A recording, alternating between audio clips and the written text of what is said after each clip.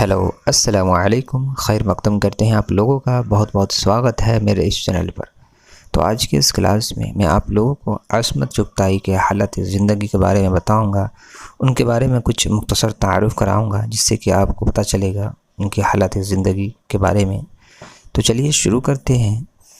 عصمت چغتائی کا جو اصل نام ہے وہ عصمت چغتائی ہے نا، ان کا جو اصل نام ہے وہ عصمت چغتائی ہے، اور ان کی سال ولادت جو ہے 21 اگست 1915 کو ان کی پیدائش ہوئی۔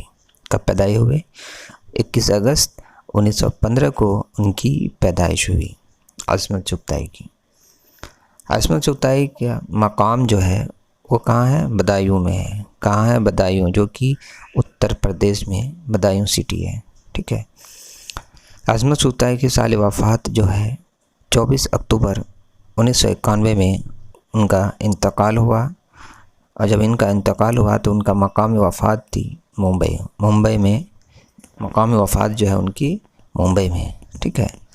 تو عصمت چغتائی ہندوستان کی ایک مشہور اردو مصنفہ جنہوں نے افسانہ نگاری، خاکہ نگاری اور ناول نگاری میں نام پیدا کیا۔ والد قاسم بیگ چغتائی جودھ پور میں ایک اسکول میں ملازم تھے۔ کہاں تھے؟ جودھ پور میں ایک اسکول میں ملازمت کرتے تھے۔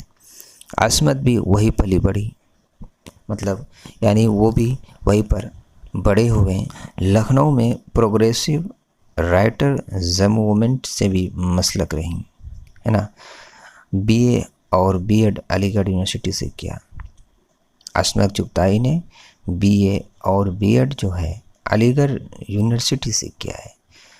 غیر روایتی خیالات کی حامل، اردو کی ممتاز ترین فکشن رائٹر، اپنے افسانے، لحاظ اور ناول ٹیڑھی لکیر کے لیے معروف ہے وہ، ہے نا۔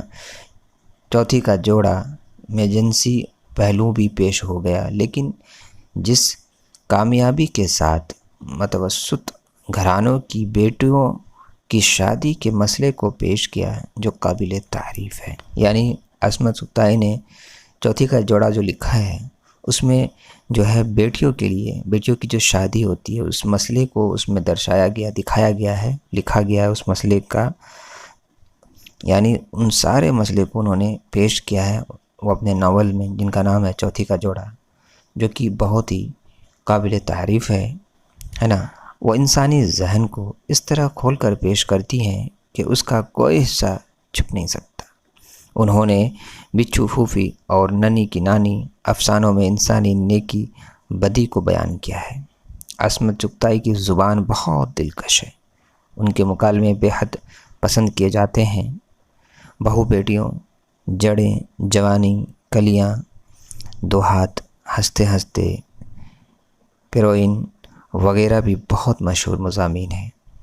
عصمت چغتائی کو غالب ایوارڈ 1984 اور فلم فیئر بہترین کہانی ایوارڈ فلم گرم ہوا، جو کہ 1975 میں اہم اعزازات سے نوازا گیا ہے۔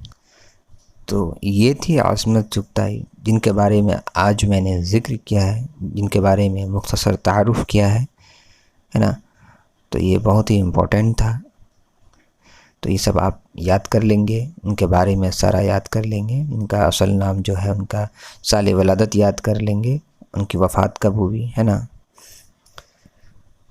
تو پھر ملتے ہیں اگلی ویڈیو میں۔ اللہ حافظ۔